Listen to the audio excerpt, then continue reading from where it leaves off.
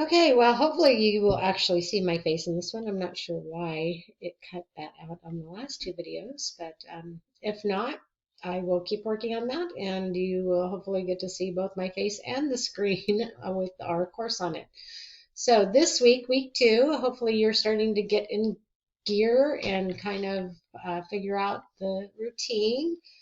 So this week we have a couple of assignments, so you're going to start after kind of getting an introduction to the NGSS standards. You're going to unwrap them, and hopefully you will have done this in another course previously, or you will be doing this in some of your courses in the program. But this is really just to take a standard and really look at it and see, what is it saying? What do I need to do to have students meet this standard? And so I guide you through that process by using a template. So you will see that I have included the template in the assignment and um, taking a look at it. So it starts out with first just pasting the standard and then thinking about what are the concepts the students need to know. These are actually the nouns that are in the standard.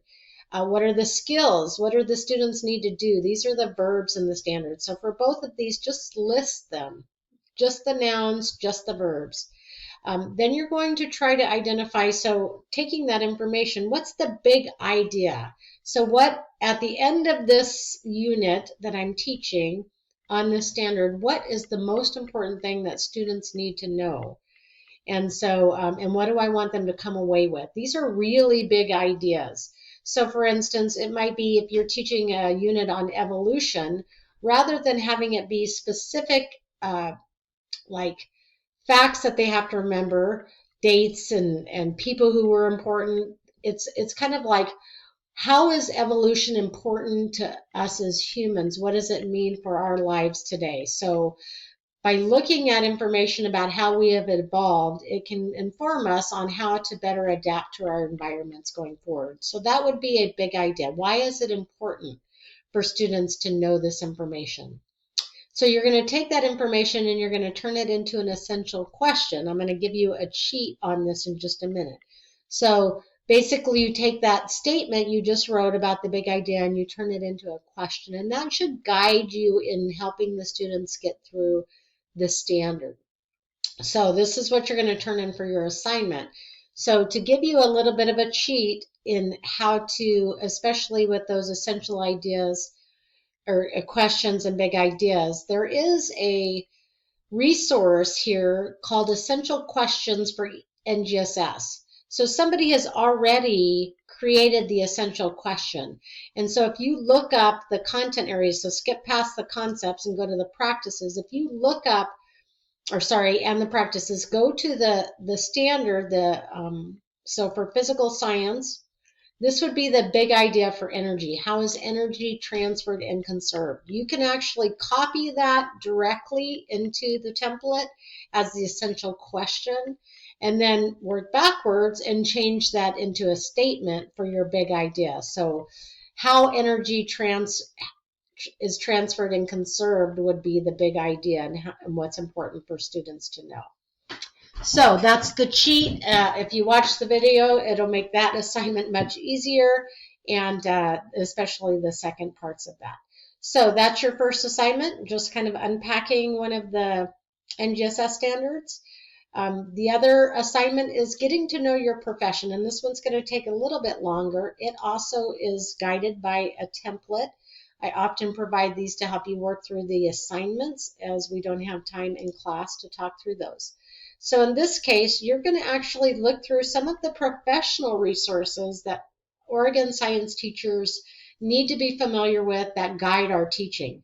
So the first thing is you're going to go to the Oregon Department of Education website and look at, what do they say about science teaching? What is the NSDL? Why would a teacher use this resource? Go back to the homepage and click on science assessments. What are the two kinds of statewide assessments that students have to complete in high school, so that you know what you're preparing your students for? Here's the Oregon Science Teachers Association website. Go to their website. How do they help science teachers to be good science teachers. So look at some of the events and describe 2 upcoming events that are going on there. You're going to go to the National Science Teachers Association. Again, this was the organization that provided the Learning Center for your textbook. First, I want you just to go to their overall website, check out what are the publications that they publish. There are 5 of them. And who are each of those publications designed for? And then digging into one of those journals, most likely either Science Scope or the Science Teacher. The Science Teacher is for high school science. Science Scope is for middle school. Who writes in these journals? What kinds of articles are published? So open or look at one of the issues. What are the regular journal teacher resources? So in multiple journals, what do you see in the table of contents over and over that's provided for teachers? Is there anything that is provided about science safety? Who advertises in the journal? So what are the ads that are listed in that journal? So do some exploring of the journal. Part 2 is you're actually going to then go to the Learning Center. That's the textbook access that you paid for. You're going to skim at least 2 articles that I have put in a science profession collection. And then you're going to find at least 5 of your own. You're going to summarize what you learned from those resources in a couple of paragraphs. You're going to turn in this template as your assignment for this week. So on Canvas, you will fill that out and then upload it and submit it here. So those are the 2 assignments that are due this week. I'm going to pull up the to-do list so you can see what is on the to-do list. There's an additional item that you need to start thinking about. So you have a professional project that you will be working on throughout the term. This project requires you to attend some sort of professional development for science teachers outside of our course. That could be the Oregon Science Teachers Association Conference, which will be on October 14th, which is why I introduced it this week.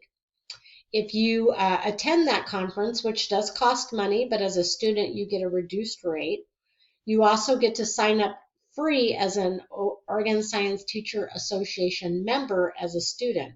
So if you are interested in going to that conference, which I actually will be presenting at, then email me and I will send you the free code to sign up as a member, and then you can sign up for the conference. It will be held in Gresham, so it's not too far for most of you.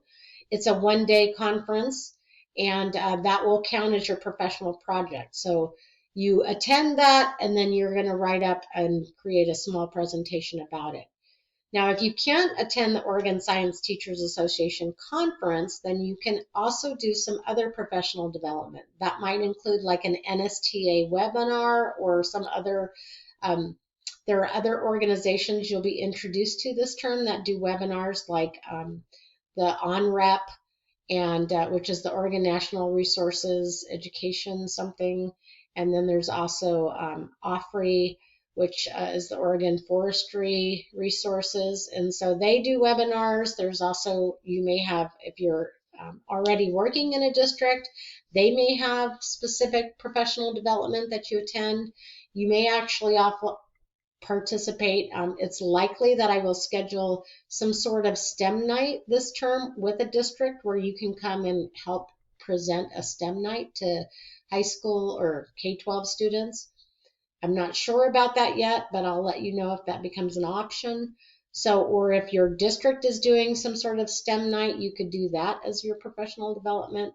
So there are some options here, but I presented in week 2 because 1, you have to figure out what you're going to attend, you have to attend it, and then you have to create the presentation. But the presentation is not due until the end of the term. So again, if you're interested in the Oregon Science Teachers Association conference, I will actually include the information for how to sign up for a free student membership, and then that way you will get a discount on the registration for the conference as a student member. I'll post that under week 2 resources so that you can see it.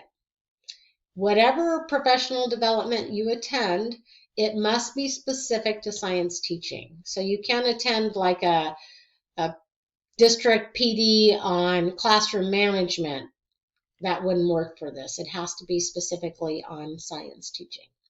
So start thinking about that, planning on what kind of thing you're going to attend. You will see on your NSTA website there are lots of webinars that are available for free that you can access, and you could do it on one of those.